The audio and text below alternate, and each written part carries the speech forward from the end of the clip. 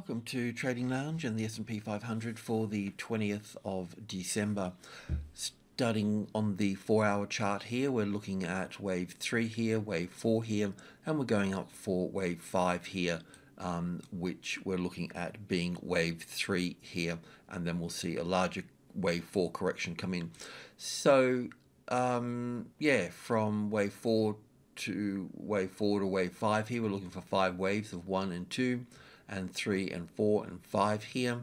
Once this top comes into place, and we'll look at that in a moment, then we can look for a 38.2% retracement level or wave 4 of 1 lesser degree, but we'll also really be using group 2 here, sub group 2, 65, 72 and 80 as the support. And as I mentioned before, when we're working with a large number, this is a minor level here, minor level 2 within minor group 1. The fluctuation range for that will be group 1 above, 1, 2 and 3. We can also put in the midpoint here, which will be the 55, the second strongest number in the market. And then we can look at group 2, which is 65, 72 here, somewhere close there, good enough for the time being, and 80. So just the Fibonacci number sequence again as well. So 1, 2 and 3, 5 and 8. But we've got group 2, which has got a few other little elements in the mix, part of the special recipe. So let's go in and have a look at this structure here. So anyway, once that top comes in, what you need to do is look at this wave 2 low here to wave 5 up, wave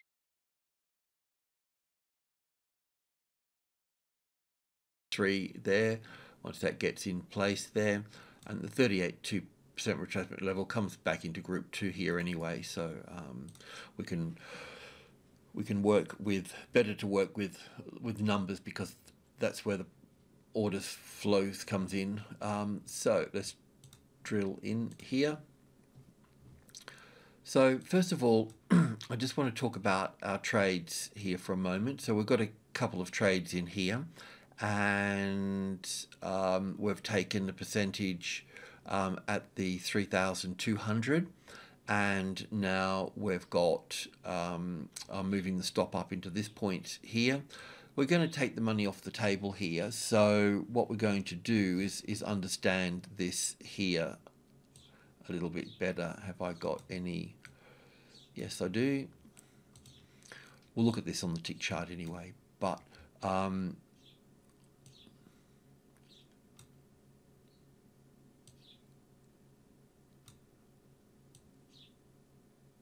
little retest coming into the 3,200 here, and then one more little high to come in. So that's sort of where we're looking at here.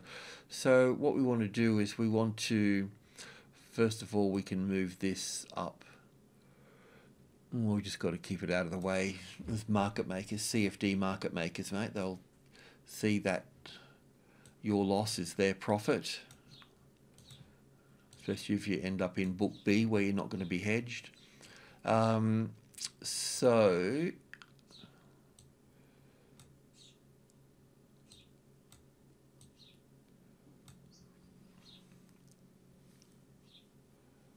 sorry, I'm just thinking. Let's just go in and have a little look. We'll come back to this in a moment. Just go into the tick chart and we'll look at this here. So what we've been looking for from the low here, we were looking for wave 4 here, we had wave 1 and 2 here, and then wave 3 here, and then wave 4, so an A and a B and a C here. Not that good looking, but there you go. And then I'm just assuming, this is where I could get wrong here, maybe we've got more of a complicated correction all the way across here, like an A and a B and a C for the B wave there and the C wave over here. It can fit too, so we could actually have a top coming in quite shortly here, but otherwise 1 and 2 here. Let me just pull this apart here a little bit further. So we've got 1 and 2 in here, 1, 2, 3, 4, 5. So, or is there another little wave in there? Have I missed one? I think I have actually.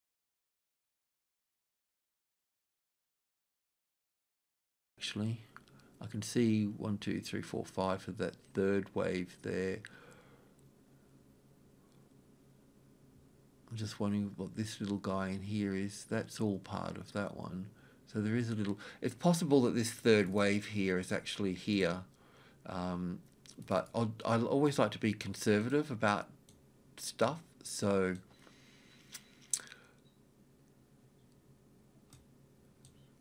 that means that would... If I take the conservative view here, then this can pull back to the wave 4 of 1 lesser degree here, or the 38.2%. It's kind of good to get this in, take a conservative view and get this in, because then we know where to put the stop.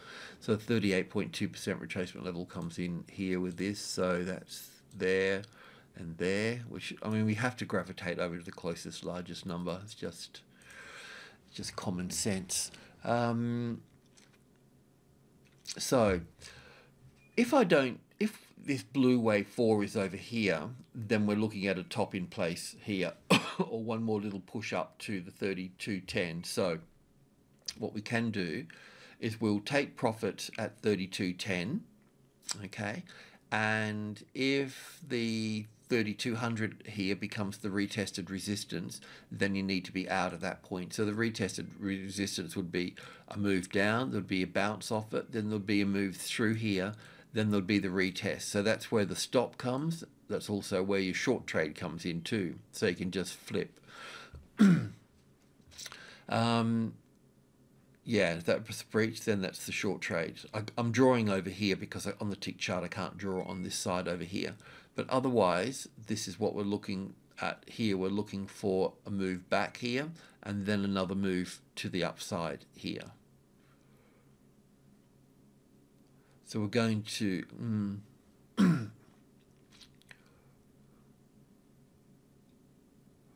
So I'm just checking other things too. I'm just wondering, my mind just sort of goes all over the place. I mean, it's possible that the ABC sits over here as well.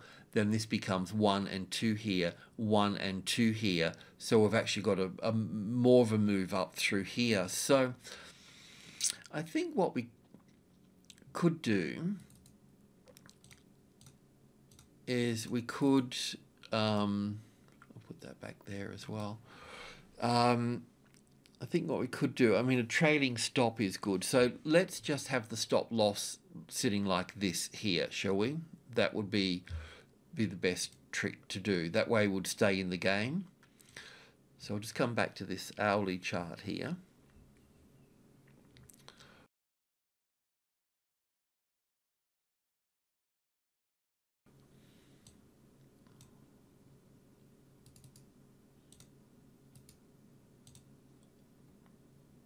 So the stop is going to be, the market moves down, it comes down into here, and then kicks back here. Move that there, then that's where the stop is. That's also where a short trade could be as well, if you wanted to do that. So I'll put that there, but I'll just put in... I'm just going to put in half a position because we're going into wave 4. It's going to be a rough ride, so you want to be able to handle the swings as well in the game.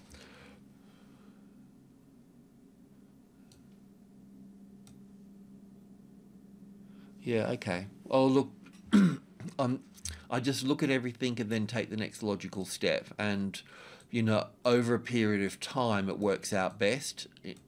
On individual cases, does it? Probably not, but you have to play the long game. Okay, so that's it. We'll have a quick look at the at the NASI. So, not that we're in this because we've taken percentage or profit here at this. If that's the case, then if you're still in this, we can do the same thing here as well.